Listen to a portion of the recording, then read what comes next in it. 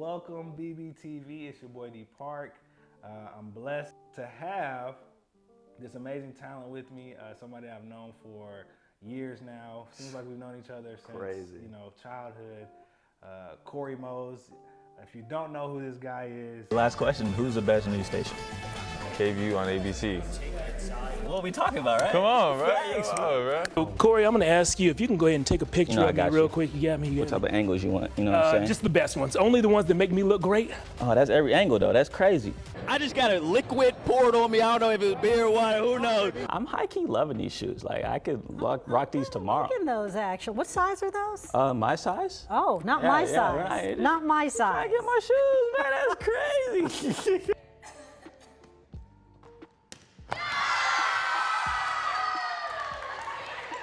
Here's your pumpkin. We'll bring it back to the TV station for you. Why is it so small? Because I'm skinny? Is that why? I'm a small guy? Is that why you gave it to me? Yeah, there we go. Is this better? Let's go. He has a long list of accolades. Probably one of the hardest working men that you can find on TV. I'm gonna just run through some of these things. He did UTA radio and TV at his time at UT Arlington. He also did campus outreach. He's a part of, I guess, one of the best fraternities, right? Omega Sci-Fi. Shout out to those brothers. The good brothers. Okay. Joined National Association of Black Journalists after college. He actually won an award, the Edro Morrow Award winner. You're okay. Yeah, proud of you. Okay. Morrow, yeah. He worked in Midland, Odessa, and he's currently now a sports anchor at KVUE. Yeah, KVU. KVU, I didn't want to mess that up. Yeah. KVU in Austin. Can you just elaborate on what the Edward Morrow Award is? Yeah, so the Morrow Award is it's basically one of the most prestigious journalism awards. It's kind of like a Emmy per se. Okay. So you have the Emmys, you have Morrow, you have the Texas Association of Broadcasters. They all give out awards, and so Morrow is considered one of the best of the best. They're on the same line as an Emmy. So yeah, I actually got that award in Midland, Odessa. We got it as a station as best for overall success. And so yeah, there's a collection of our different works put together in like a 2-minute, 3-minute little package, and sent it in, and we got the award. So amazing. Well, I think the biggest thing is we kind of just want to start off so they can know who you are, why you're important. So I just really quick, just kind of run through your journey of, starting off, I guess, from high school. What made you kind of choose journalism as a medium of, a profession that you wanted to pursue?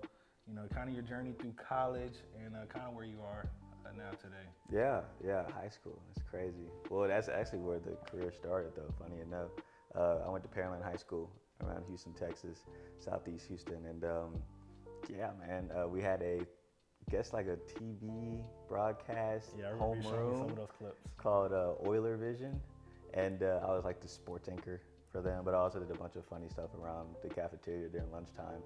But that was like my first taste of being in front of the camera, cracking jokes, but then also backdoor doing like sports reports. But I will say the biggest thing from high school that I got was the editing side of it, because our teacher, shout out Mr. Henley, he kind of taught us how to use Premiere Pro.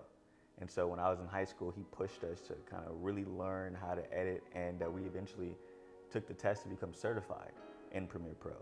So I got certified when I was a senior in high school with the editing software. And that's kind of where it all took off, because when I got into college, you take classes to learn how to edit, but I already knew how to do that. So I was more on the advanced track, and my professors in college I kind of knew the basics. And so they let me kind of wander off and do a lot more stuff with keyframes and stuff like that. And so I was able to kind of get ahead of the game because I did that stuff in high school. And then of course in college you listed off UTA radio. That's what was my first professional broadcasting realm. Radio is completely different than TV. I will say that. You really got to say what you see, because your listeners don't see anything. So you really got to be descriptive. And so I did play-by-play for UTA basketball. I did some baseball games. That was hard because you got to fill time. You got to fill time with them pitches and within bats and stuff like that. But basketball was really cool. It was my first kind of experience learning the X's and O's and like trying to describe things that happened in a different way because they run pick and rolls nearly every time down the court. Right. So how can you say pick and roll and in a different way each time? Right. And so it expanded my vocabulary for sure. And so then, I eventually hopped over to the TV side because you had to wait until your junior year at UTA to do anything TV. And so junior year came around, hopped on the TV side, got into sports and started covering the basketball games, now going to press conferences. I was so nervous in press conferences, wanting to ask a question, but like didn't feel like I was like, You weren't there yet. Yeah, to what I'm be saying? asking. When I really could have been, there's only like 5 people in the press conference, but I'm like nervous, don't want to say the wrong thing, don't want to ask the wrong thing, but eventually got over that hump. Senior year, really started to take hold of what I enjoyed doing with sharing my stories and being real intentional with my videography. And I think the biggest thing with that was, crazy enough, I took a photojournalism class with Professor Brad Loper, and that helped out my videography so much.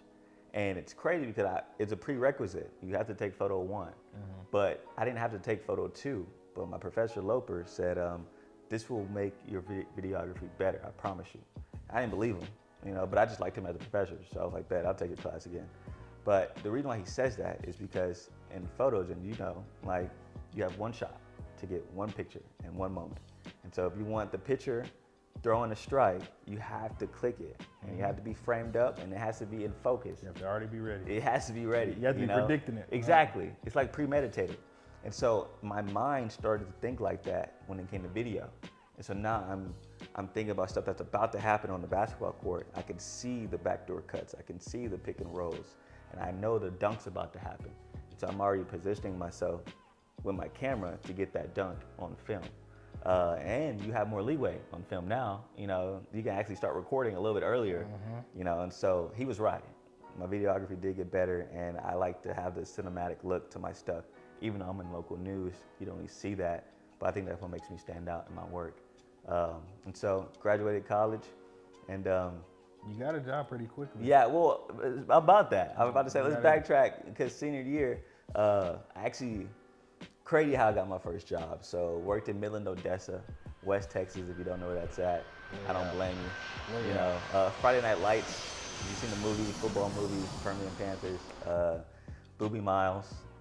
That's the high school I was covering out there. But the reason why I got the job is because one day in class, it was actually, ironically enough, the week after I received an award for this video I did over our homie, Phil. I did a little feature story on Phil Childs, baseball player at UTA. And so I received an award for that. And just a college award, something small, nothing crazy. But my professor at the time played that in class. And ironically enough, during that day in class, my future boss, Melissa Hendricks Beach, she's a news director in Midland, Odessa, she graduated from UTA.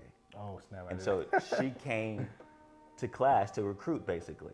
And so on that day, my professor's like, hey, we just had a student win an award. Can you watch the piece? So as a class, we watched the piece and she critiqued it. And then I had another piece that I just finished up and she critiqued that as well. And she liked them. She definitely tore it up. Like, it wasn't the greatest, it wasn't the greatest pieces ever, but it was good, it was solid. And shook her hand after class, made sure I got her card, but I still had a semester left of college before I graduated. And so when it was time for me to graduate, I applied to like 35 different news stations around the country. Nobody called back. Really? Yeah, I got a couple emails. That's crazy. But I never actually had like an interview with anybody. And so it got down to a point where I was freaking out. I literally remember the day before graduation, my parents were here and honestly had like a little breakdown with my dad because it's like, bro, I just went through 4 years of college and I don't have any plans after college. I don't have a job offer. Like I don't have anywhere to go. And he's just like, just stay faithful, keep it pushing, keep applying. And so randomly, I have an old man phone. So I have like a little case with all my cards and stuff right here. If you can see, don't take my credit card information. But in the back of one of these flaps was Melissa's business card. And I forgot that I put it back there. And so I was like, crap, like that lady from West Texas, I need to call her. So I called her up. She says, I've been waiting for you to call me. I know you're about to graduate soon. Do you still want that job? And I was like, yes, I do.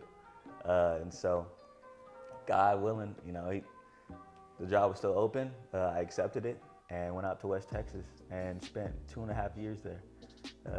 Became a man, I guess you could say. West Texas was a grind. We made a lot of mistakes. No, that was a big difference for you, Big especially difference. coming from Houston. Yeah, and I know Arlington. I know you did some interning in Dallas before. That is true. Fox Sports Southwest. So I know that was different, moving all the way out there, and you know, figuring out. I guess being in a smaller market, smaller area. How was that experience? I know you know, it seemed like you were doing everything. Yeah. Well, in a small market, you know, starting out in TV, you have to do everything. You have to be a one-man band.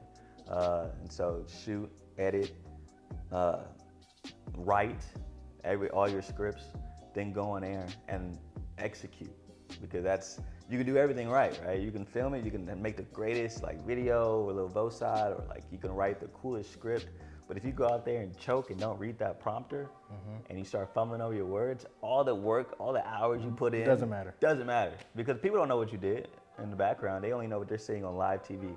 And so if you start fumbling over your words, you're like, oh, this dude sucks, you know, like. And so I learned a lot. In those 2.5 years. But I will say, one, that community was so welcoming, especially because I was nervous as a young black male.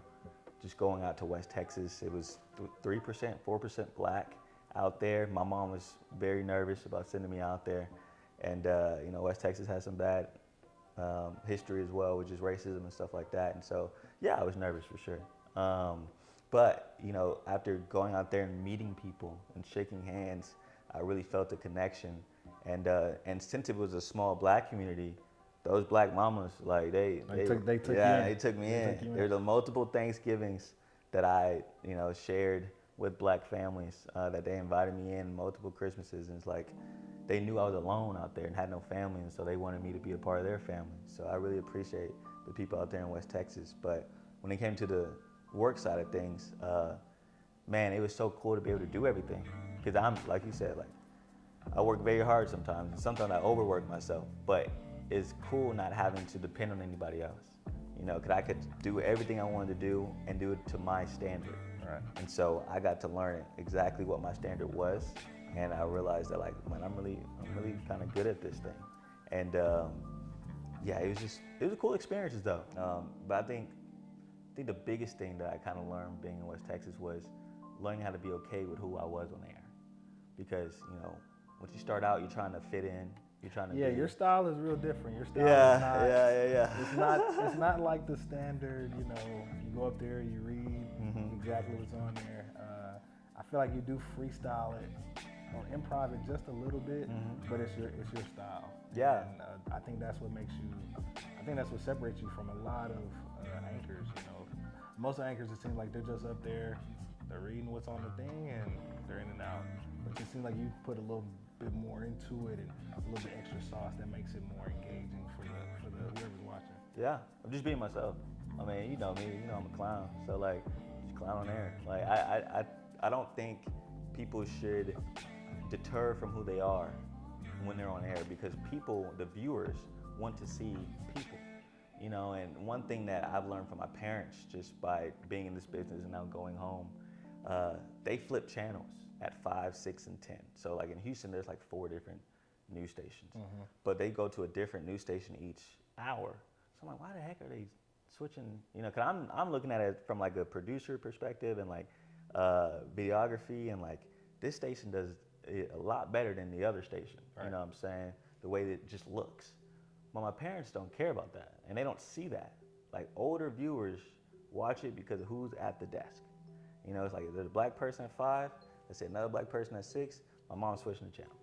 They don't give a rip about what the stories are, they just know the people. And so that's what I've learned is like, if I can just connect with people, people will wanna watch me. Right. No matter how good my video looks or how good I edit stuff, like, people don't care. They wanna care about who you are.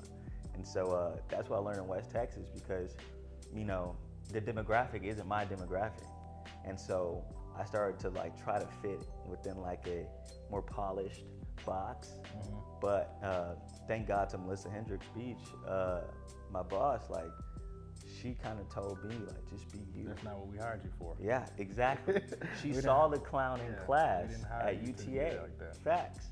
And she saw the way I was interacting with my classmates, and like, I wasn't a class clown, but like I was a jokester, but I backed it up with my work. And so that's what she was hiring.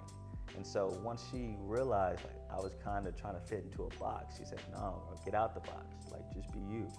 And I was nervous with, you know, a lot of white and Hispanic people, like would they even be okay with me being me and saying stuff like no cap, you know what I'm saying, like on air, would they even get it?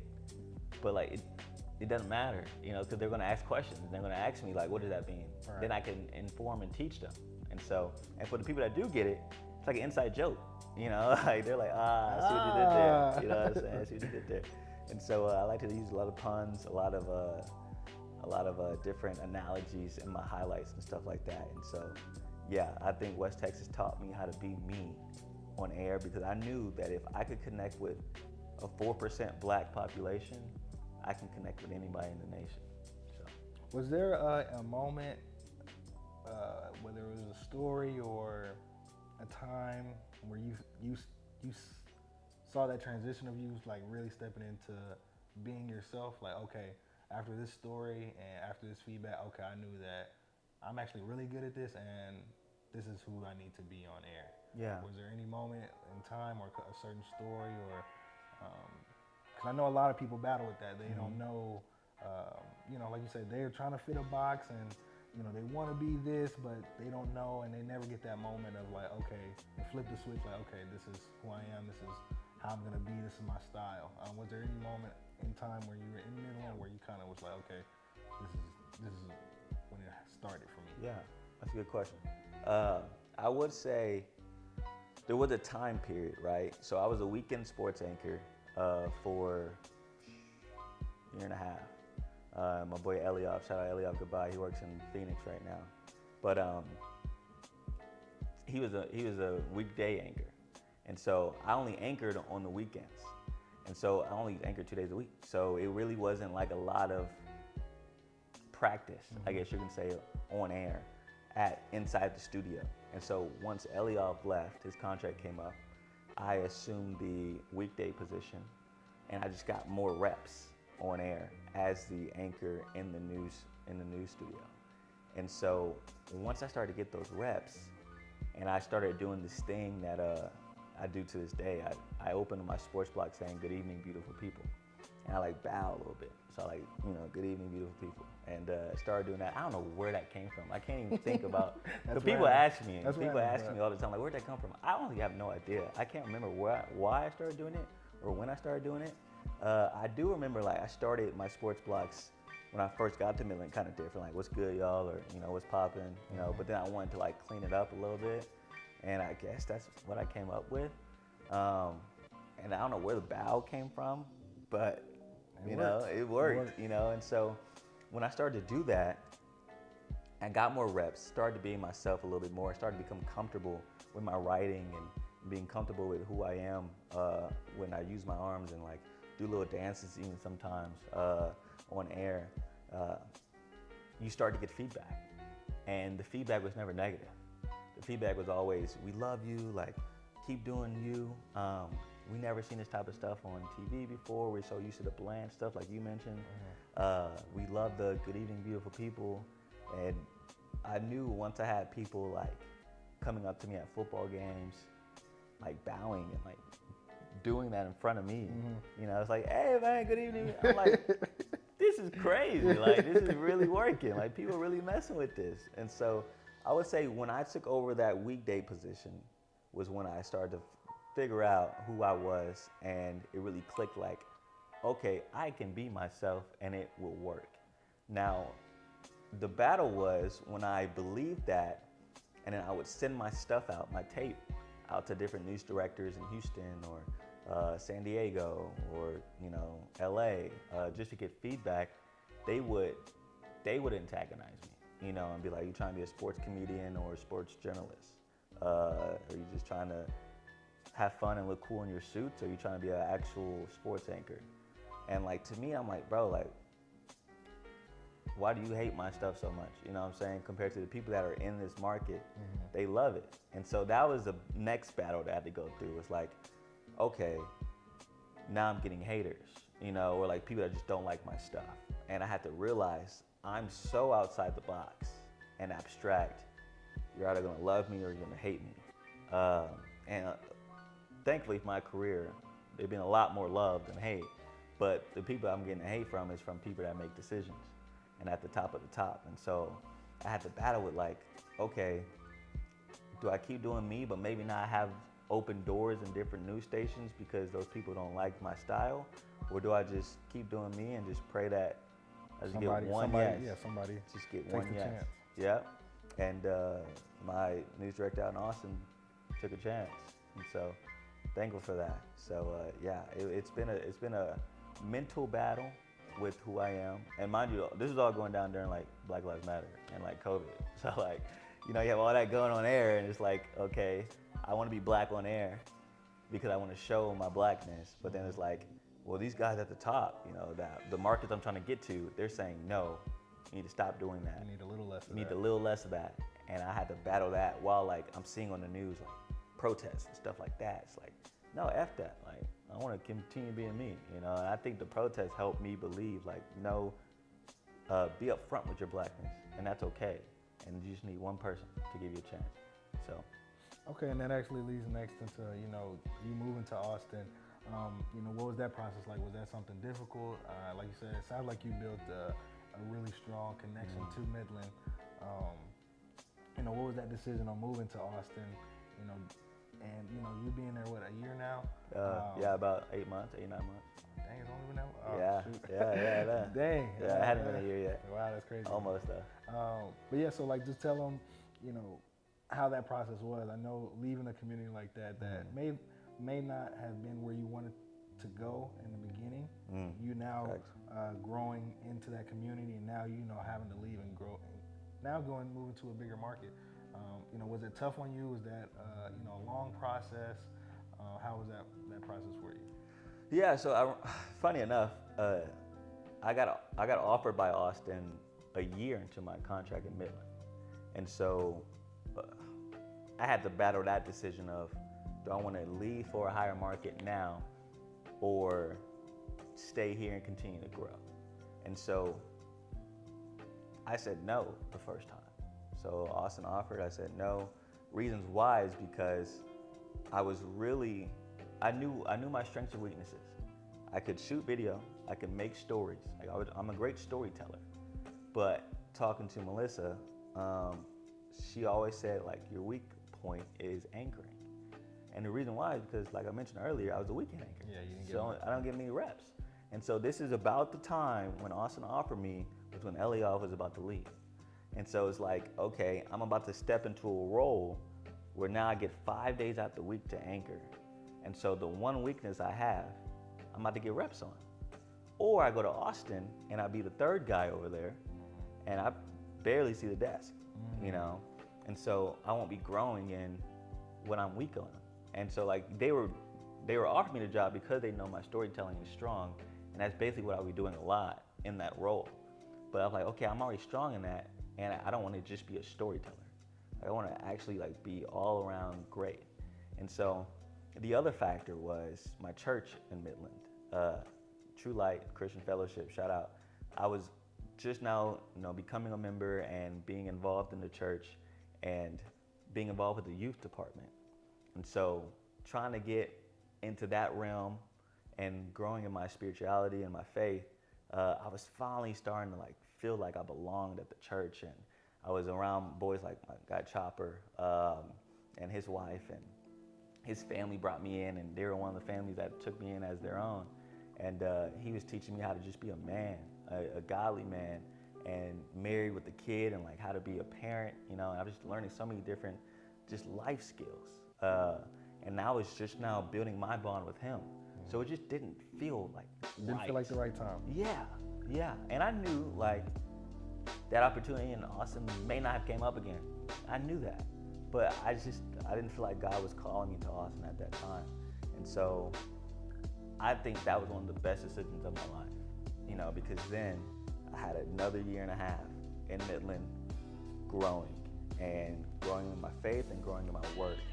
And I just became, like I said, that was the moment when it flipped about my confidence of who I am on air really started to grow. And I don't think without that year and a half of me saying no to Austin, I would be the guy I am now, just how I present myself.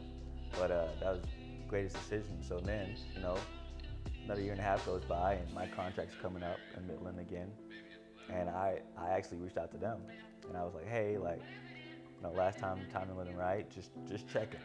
Like, is there anything coming up? Maybe, because that's how the business works. Like, you know contracts, and you know, like during the summer around May, June, is when most contracts are coming up, or in December, is when most contracts are done. So I was finishing mine in June, and you know, I was reaching out to them like, hey, like, contract coming up in a couple months. Is there anybody on your sports team?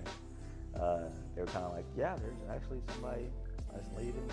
They're thinking about leaving, but we don't have it confirmed, but it's looking like they're gonna leave. And I'm like, okay, bet, just let me know. So a couple days go by, they came back to me saying, yeah, it looks like they're gonna leave, so what do you think about moving to Austin? I said, hell yeah. I'm ready now. I'm ready. I'm ready now. Okay, And my so, final form. yes, it was a tough decision because even after all the growth in 2.5 years in West Texas, you just build relationships with people, and even with the kids out there, and the athletes, and the high school athletes. And there's one kid out there, Ronnie Hall, one of my homeboys. I got close with his dad, and he was about to become a senior, be the quarterback of Permian, and like breakout year, you know. And junior year, he's doing good stuff, and I just know like I wanted to be there for like his senior year, because I became like my little bro. I wanted to support him in that, but you know, I just couldn't wait another year, you know. And there's still kids there, Marcos Davila, like quarterback from Midland Legacy. I mean, wish I could be there right now as he becomes one of the top prospects in the nation. I want to be covering him, but you can't cover everybody, you know. And you just gotta appreciate the time you had with some athletes, and you know, support from afar for the other athletes that you weren't able to cover during their prime years. And so that's what I'm learning now. It's like you just can't be everywhere 24/7. And so that was kind of the hardest part, was knowing like, man, I want to see these guys grow. I want to see these guys go off to college. I want to be there for their signing days. But I got to live life too. Yeah, some stuff doesn't just work out like that. So what's the biggest difference from being in a small market to now a bigger market? Is your workload still way up here? I would assume, right? You're 5 days anchor. Or, you know, do you now have more resources and help in that, you know, in those areas now that you're in a bigger market? Yeah, it's a weird balance, because I'm not the anchor desk all day. I'm the number 3 guy in Austin. So I'm not on the desk 5 days out the week. But I still feel like the workload is the same, not gonna cap to you. Like, I still feel like I am working my butt off every single day. And I think the difference is because it's just more content that you have to produce and give out to the audience.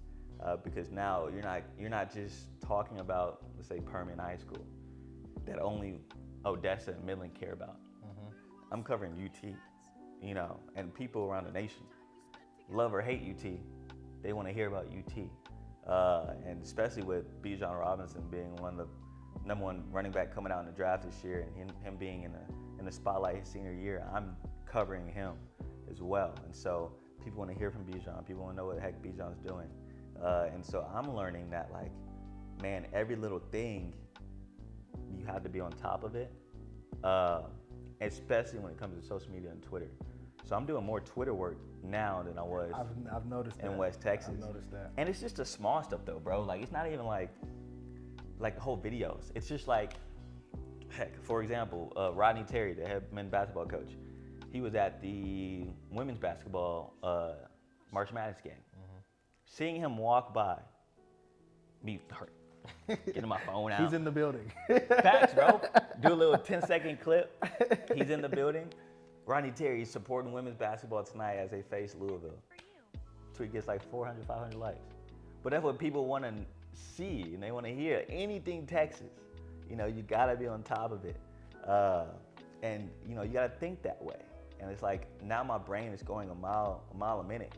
You know, 'cause it's like, okay, what do I see? What do I know? Like Mo Bamba came to the Texas versus Kansas game. I seen that. And I'm shooting just warm-ups. And then, you know, the little run-out's about to come. They're about to announce the starting five. Mo Bamba walks into the court. So now your mind has to flip. Like, oh crap, one, I gotta get this shot of Mo Bamba on my camera so we can use it in the highlight tonight. But then I gotta get a shot of Mo Bamba on my phone so I can post it on Twitter right now.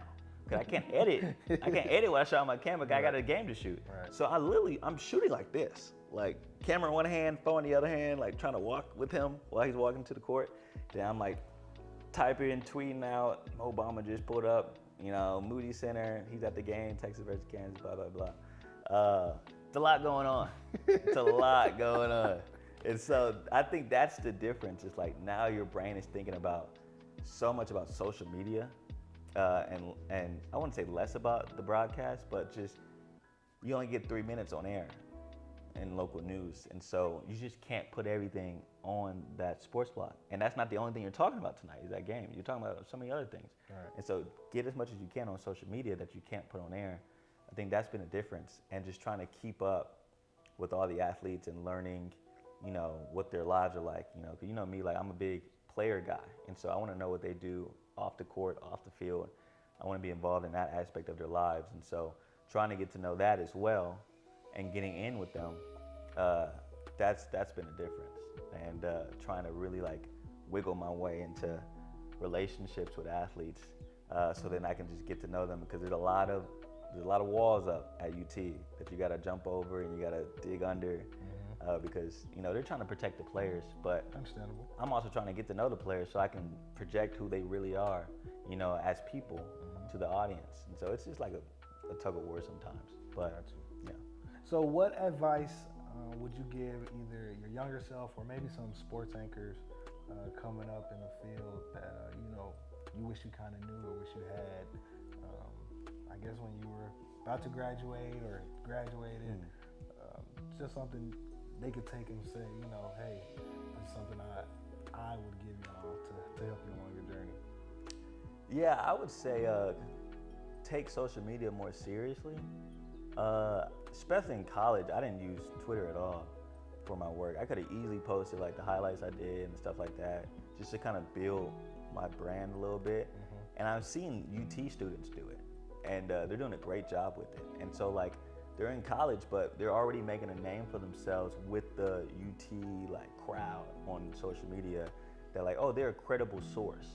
And so then when they graduate and they have now not only are you a credible source as a person, but now you back that with a credible job. You know, you're not just a student anymore, you work for a so-and-so. So now you're double qualified. And so I would say social media for sure, because then you start to get the repetition of what I'm doing now. It's just posting everything and trying to think that way. Because I wasn't thinking that way in West Texas. I wasn't thinking that way in college about social media and like tweeting out every little thing I see.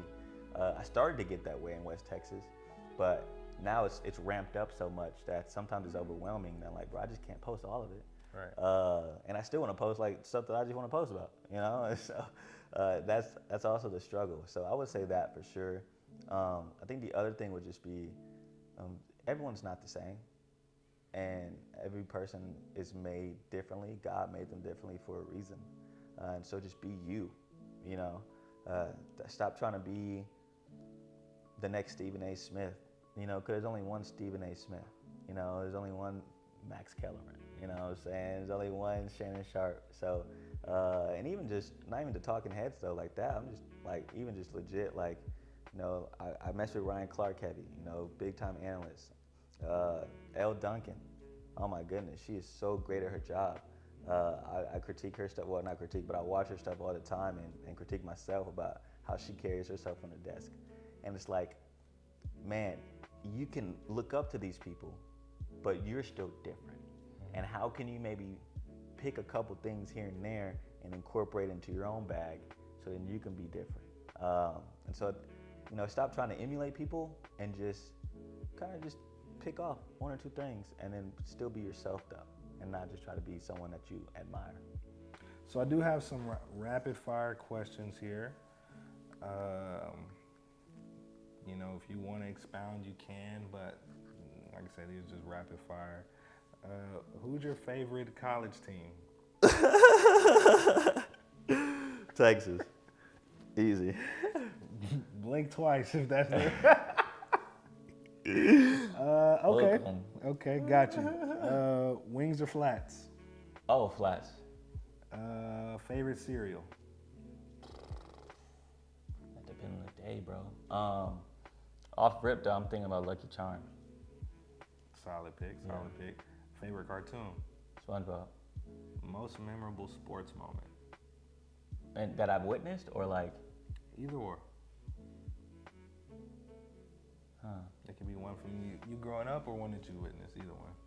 Most memorable sports moment.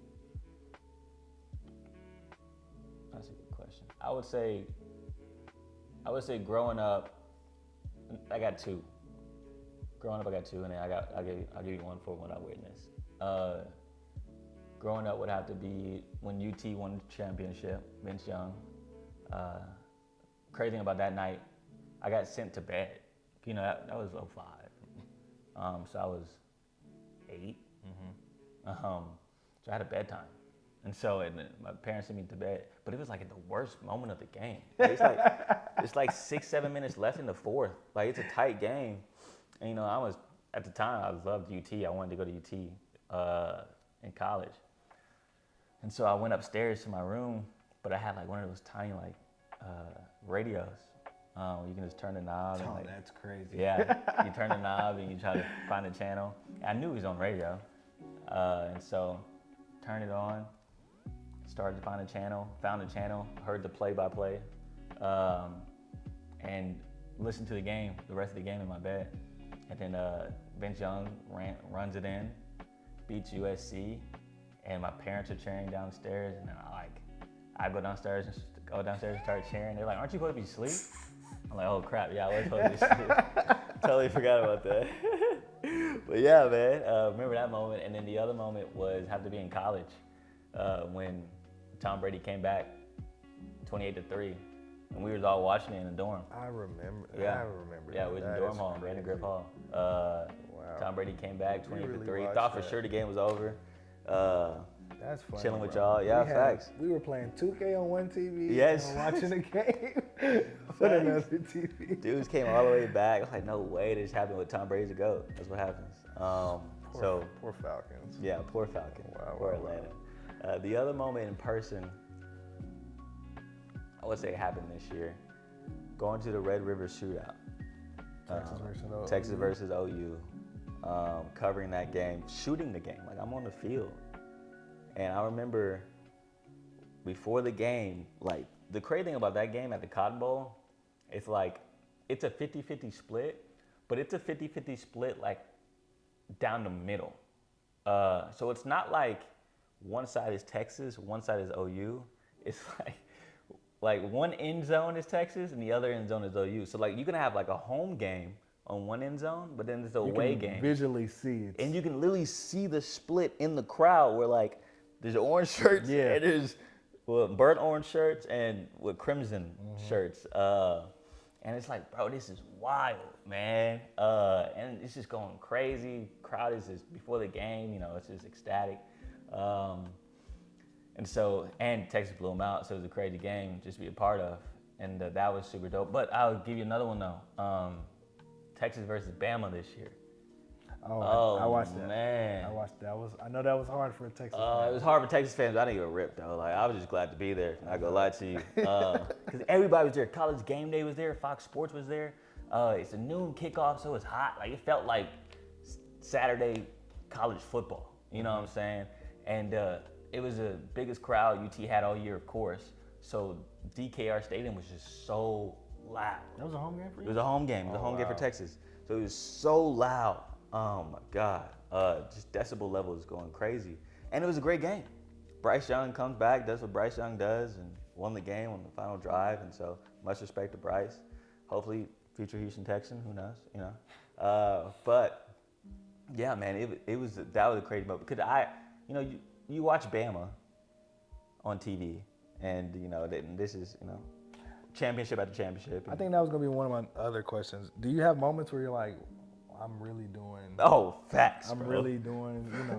I'm really living out my career. Yes, bro. So many of those moments happened this past year because my first Texas football game, covering that, being on the field, like, bro, I'm at UT. Like, people texting me, like, bro, we see you on the field on the television. I'm like, that's dope. That was a big moment. Bama, big moment.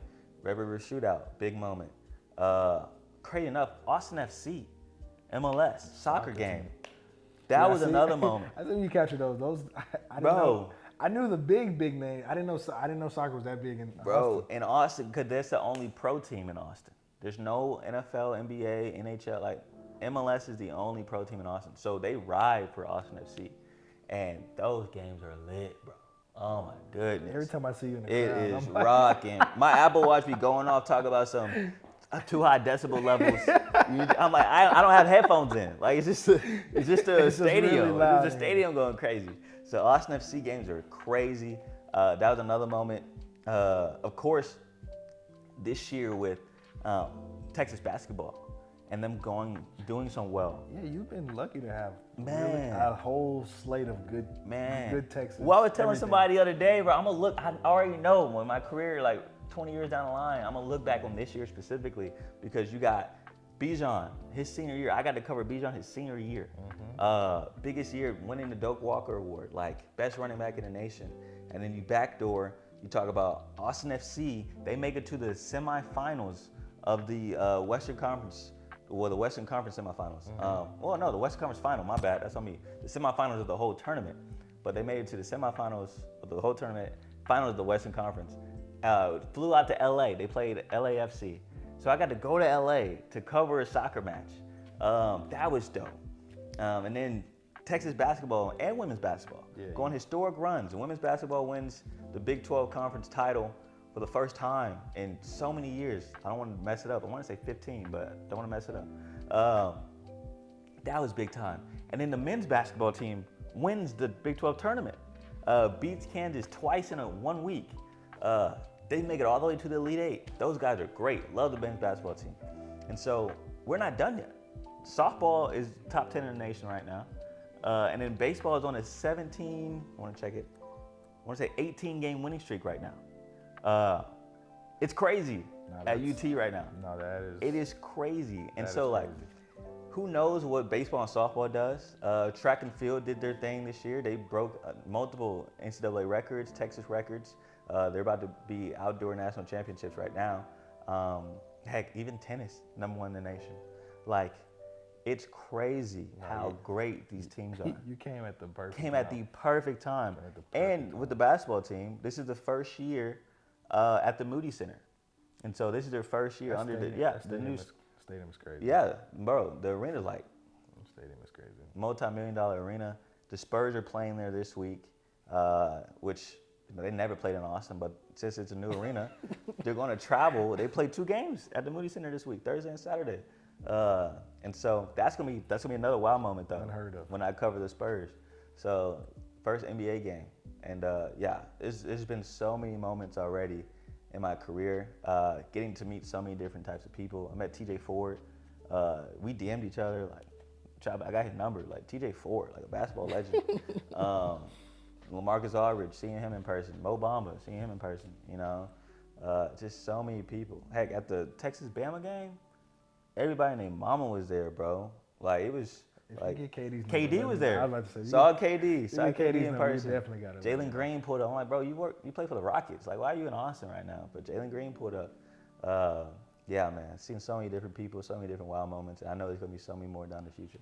Yeah, I mean, you're off to a great start. What's been? I think I remember the question now, but Okay. What was the most, impactful story that you've gotten a chance to cover in your tenure of being a sports anchor?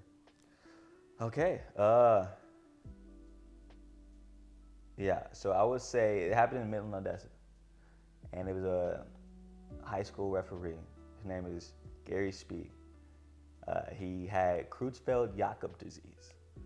And so that's basically a brain disorder. It's where, you start to lose all of your mobile skills. So like writing, walking, slowly deteriorating your body. Now, some people, it takes a long journey for the disease to kill you, maybe years. Some people die within weeks of knowing they got the disease. So it really depends on your body and whatnot. And so was able to be around Gary for a couple days, and being around his friend groups and the other referees in West Texas, and his wife, Barbie, it's my dog. We still talk to this day. She's a UT alum, so she's been at a couple UT games, and we found each other in the crowd, said what's up, hugged each other. But Gary lost a battle with that disease within like a month, I want to say, within me covering that story. And so the first story was basically he was going to get honored at the football game for Odessa Permian at halftime, and they dedicated a day to him in Odessa, because he's a big-time referee. Everyone knew him. He'd been refereeing for years, and so covered that story. Was able to be, at his house, at lunches with his homies, and seeing how they all bonded around him and like helped take care of him during the latter part of the disease. And like I'm filming all of it, and I'm living life with Gary and his wife and sharing their story about how they met and how they got together and stuff like that. And one of the craziest lines I remember Barbie saying was that they renewed their vows when they found out about the disease, just so he could be affirmed that she loved him and she wasn't going to leave him, despite knowing, what's going to happen. And so, was able to tell that story that night.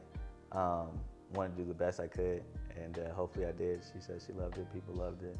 Got a lot of respect in the referee community out there after that story dropped, because they saw how much passion I had for that story.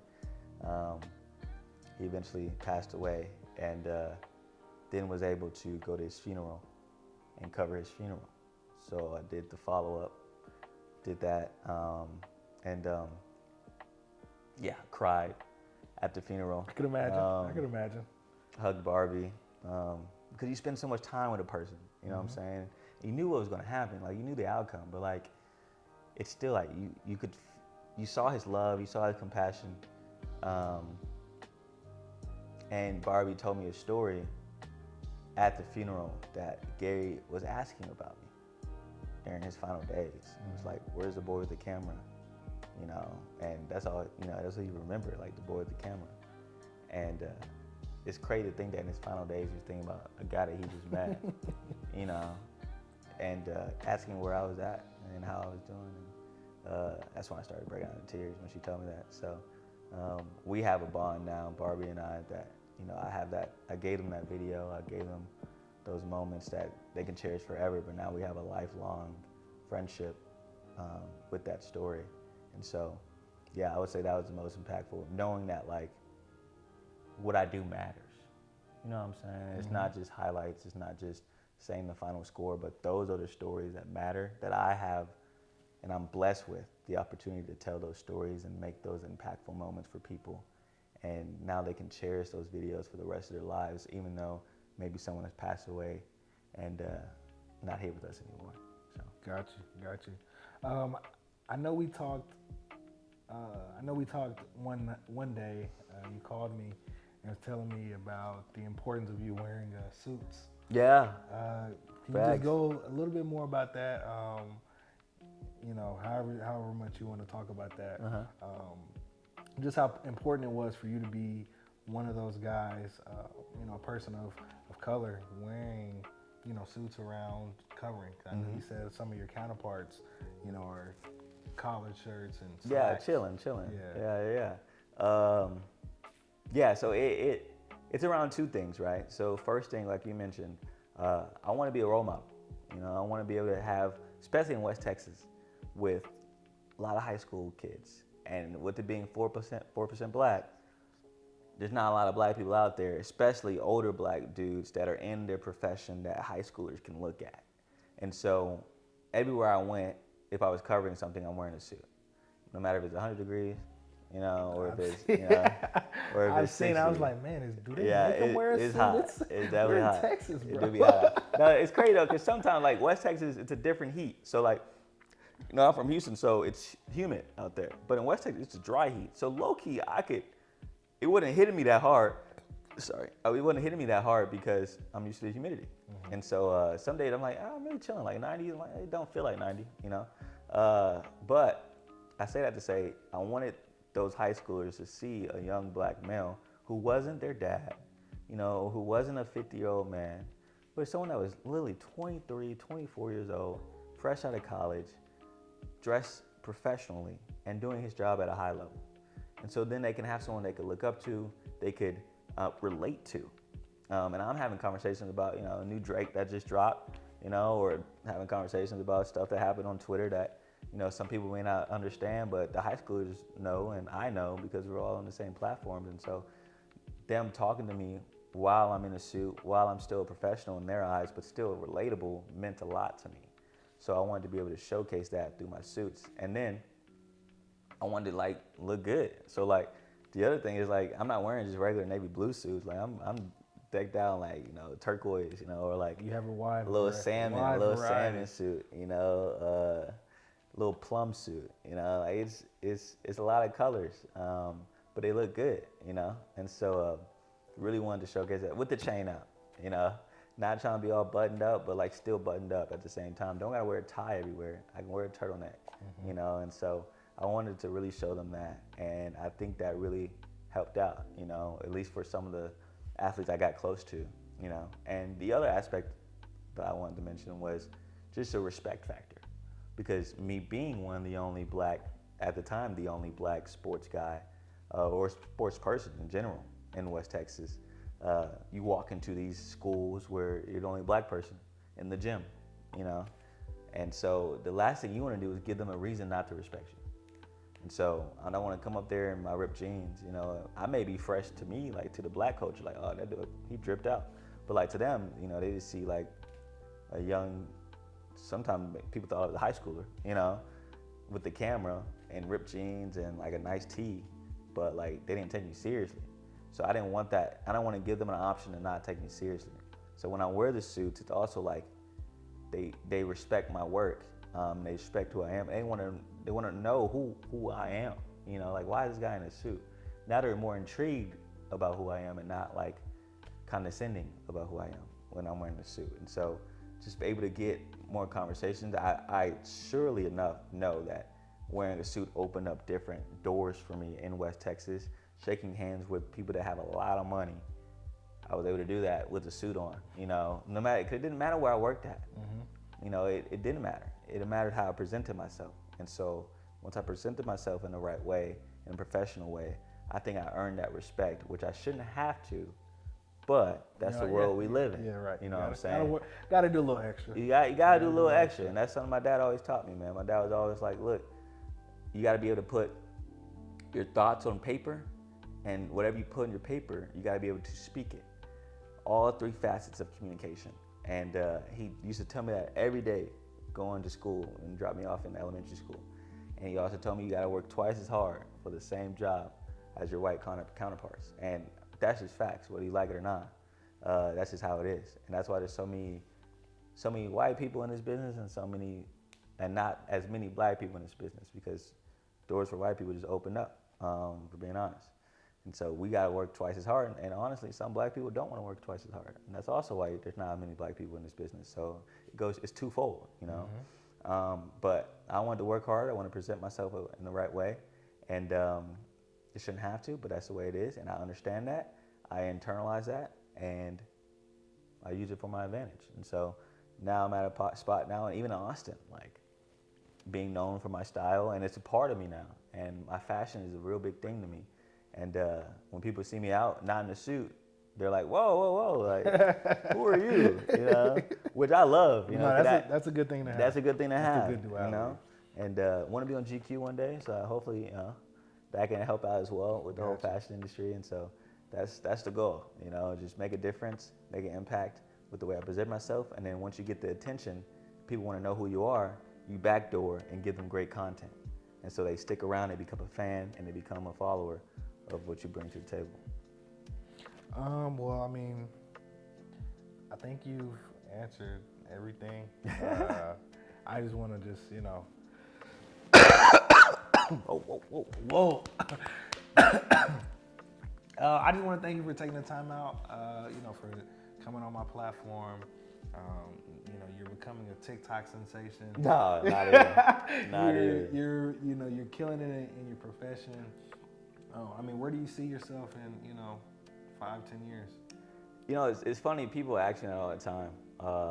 And before a couple weeks ago, it just turned, but before a couple weeks ago, I used to tell them, like, you know, and it still is kind of this way, but like, you know, wherever God takes me, like, I want to be on national networks, you know, the ESPNs, the Fox Sports.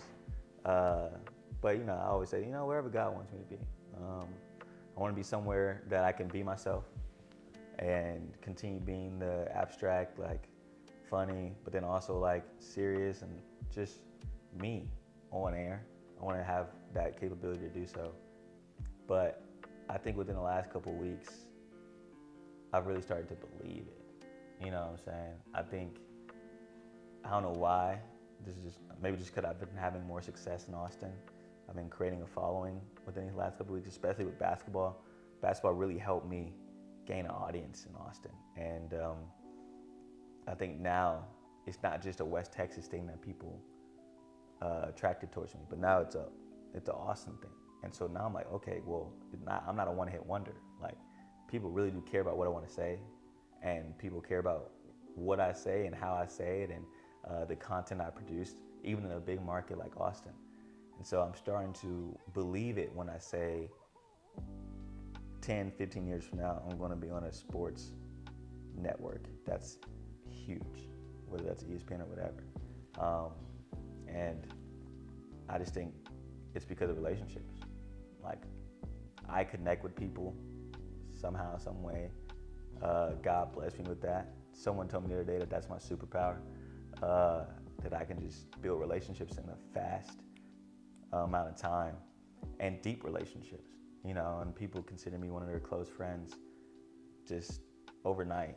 And I consider them the same, you know, and I feel that. I've always thought it was just because I was just friendly, but now I'm seeing it with these athletes, with these coaches, like primetime coaches, that like, yeah, I guess I do have some type of connectivity with people. And I think that's going to take me in my career, because that's all this career is relationships.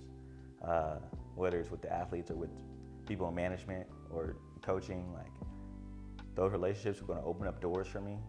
And don't know what doors those are, but I do know I'm going to be able to be a part of something big within the next decade or so. Got you. And, you know, for me and you, I mean, we go, I mean, I met him sophomore year in college, so I've been lucky enough to see your whole journey. And like I said, you are one of the hardest working men I know. Yeah. You know, from... I got to stop it, but... I mean, I think that's one of your other superpowers, bro. You love the work. I don't know how you do it, but you love the work. You love to produce, and I mean, when people have a knack for it, and you have a knack for it, and you know, I'm blessed to, you know, be able to call you a friend. You know, who knew just on a random day that, you know, my first week on going to UTA, that I would meet this guy and, you know, he'd become one of my closest friends. So most of this information I already knew, but I'm glad that you were able to come on my platform and, you know, tell your story, and, you know, hopefully this impacts at least one person that wants to follow in your footsteps. And, you know, how was that transition? I know you were telling me in a conversation that, you know, you now switching over to... at the state championship game when somebody came up to me? Yeah, now you're switching from, you know, being the rookie to now you're becoming the veteran. Yeah. How's that? Well, Drake said feeling like a rookie, but they treat me like the vet. Yeah. I almost made that one of my captions the other day, because I really, I'm really feeling like that though. Like it's really wild, bro. I know. I can imagine. It's really I can wild. imagine. But no, it's for real though. Like I think it's so cool. Where you're studying people, now they're studying you. Yeah, it's so cool because I'm a natural teacher. And I realize that about myself. And I think it's because, like it's weirdly enough, I think it's because I'm the youngest of 4. I have 3 older sisters. And I never was able to like be the big brother to anybody. And so now when I'm in these environments with the high school athletes or with people just younger than me or people in the business, I want to be like the big brother. You know what I'm saying? Like that's always something I wanted to be. And so now it's coming out in the business side of things because, like you said, people are reaching out, asking for critiques, asking about how I do something a certain type of way. And I'm never going to be the type to say no or like I'm too busy. Like I've had people come by the station and we go out and they shadow me for a day just because I'm like, yeah, hey, you want to do it? If you have the balls to reach out, because I know I was nervous when I reached out to people that I wanted to like talk to. But if you have the balls to reach out and DM me or find my email and say like, hey, I really admired your work. Can I do this with you? Or do you mind me spending time? Heck yeah, bro. Anytime you want, I'm down. And it's just so cool seeing my peers affirm what I believe about myself. You know, because it's like, yes, I do think I'm different. I do think I'm really good at what I do. And I know that some people will love it, some people will hate it, but I'm okay with that. And for people to love it and then ask me like, how do I do it so they can be different? I think that's only going to grow this new era of local TV, you know, because you're not going to see these bland anchors no more. Like you're going to start seeing people being themselves because that's what the viewers want. And I don't know why, when this thing started in local news, why that wasn't the start of it, why the viewers weren't the most important thing. But now I think people are starting to see like, oh, there's another way to do this local TV thing, and people love it the other way. And so let's start doing more of that. So yeah, it's super dope. It's super dope when people reach out to me and DM me or see me at games that we're in different markets and they may be watching from like Alabama or Louisiana, and they've been following me on Twitter, and they finally get to meet me in person at this big event like the Final Four, the Elite Eight or something like that, and we're all in the same city, and it's like, bro, I've been watching your stuff for 2 years since you were in West Texas. Like, love your stuff, dude. Like, keep doing you. I'm like, bro, that's crazy. Like, people have been following me for that long that have no idea, you know, that are doing the same thing I'm doing. Right. You know, I think that's super, like, I'm humbled by it. And I'm just blessed, super blessed, so. My last question to you is, do you feel a threat of ex-players? Oh, yeah. I knew you were going to go there. When you said threat, first thing I thought of was like, ex-players for sure. Or not even you, but do, you know, your peers and counterparts, do they feel a threat? Or do y'all whole, you know, group, do y'all feel a threat of that, you know, y'all worked hard to get where y'all at and, you know, did all the internships and went to the small markets and this and X, Y, and Z. And, you know, somebody that just freshly retired can hop on the desk and make millions of dollars. Millions of dollars. Tom Brady got that fat, he's not even accepted it.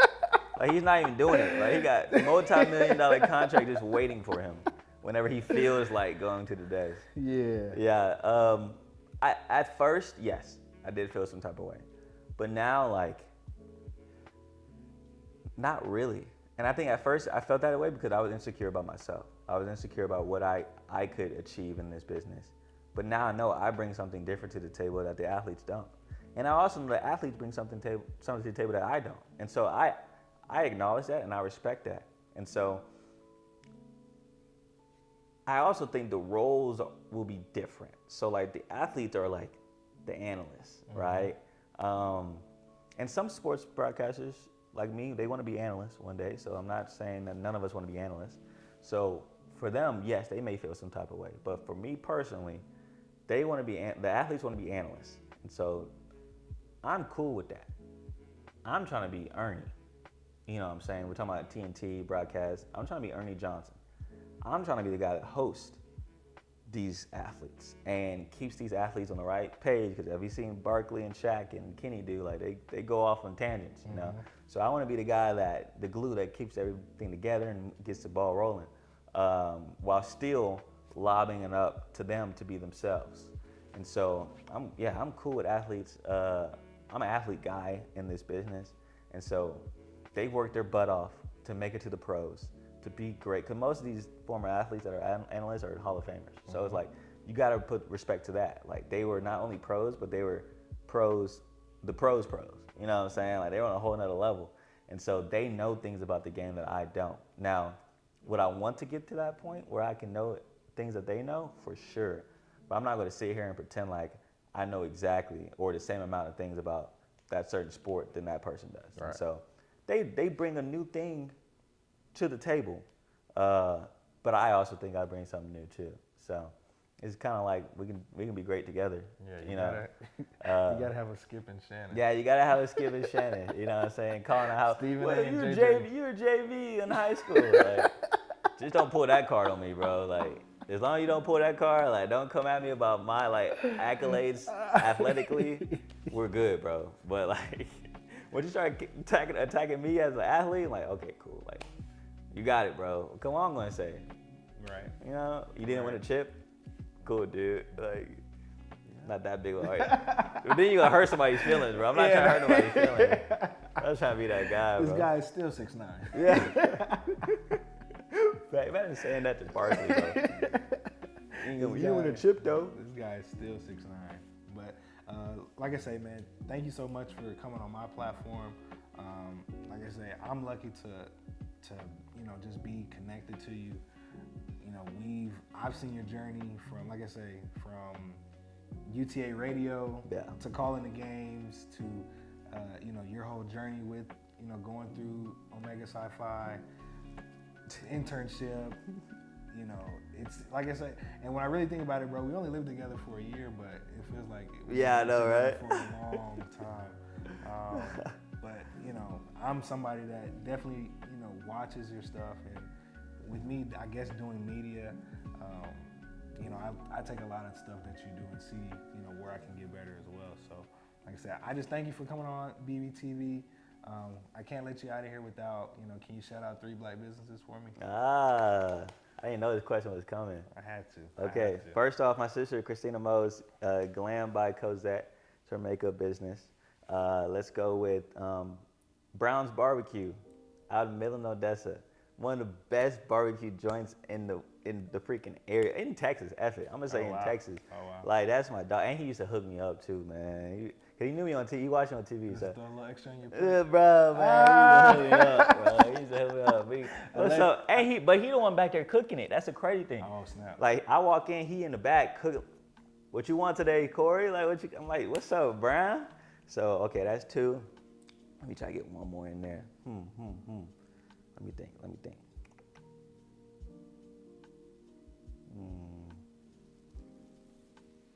to think of one in Austin. Not a lot of black people in Austin either. This is important, man. I know there's somebody. Nobody in fashion, no food. Actually, yeah, I'm gonna say my fraternity brother. Shed, man.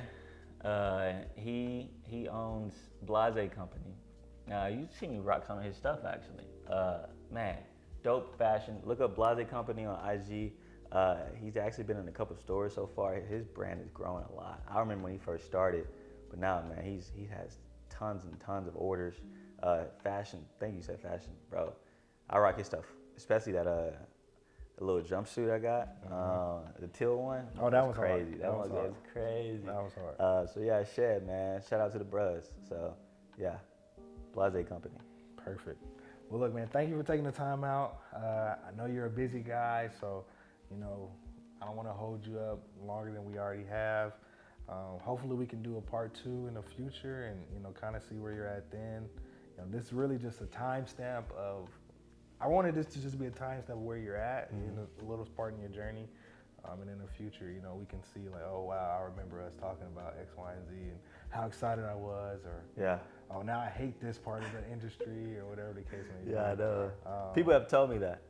I'm not gonna lie to you. The old heads in Austin right now, the black old heads, they be trying to bring my spirits down, bro, in a loving way, but like. Well, they're trying to tell you like you can get tired of it. Yeah. They're like, yeah, you going everywhere, you being everywhere, but like, just wait, just wait, But I don't want to get that way. You know what I'm saying? I don't want to get tired of it. I'm trying my hardest not to. Like even like the football games, right? I told my boss this the other day, like, I don't want the football games to be normal. I don't want them ever to be like, oh, it's just another game. Because so many people would love to go to a Texas football game. And so I want it to always be a new like thing for me and exciting. But like some of the old heads, they're like, just another game, calm down. You're coming into the press box with a lot of energy. It's just Texas versus Kansas. Like, too much dip on your chin. Which I respect. They've been doing it for a long time. I gotta respect the old heads. But at the same time, I got a young spirit, and I don't want that young spirit to go nowhere. So. Facts. Well, look, man, I'm gonna let you get out of here. We thank you so much for coming by. Like I said, I'm just trying to get a slither of clout off you. I have no clout. Yeah, okay. But yeah, man, I hope you enjoy the rest of your day. Hopefully, Austin continues to treat you well, and I can't wait to see where you go next on your journey. Thank you, bro. Appreciate you. You already know. You're. Thanks. Sheesh.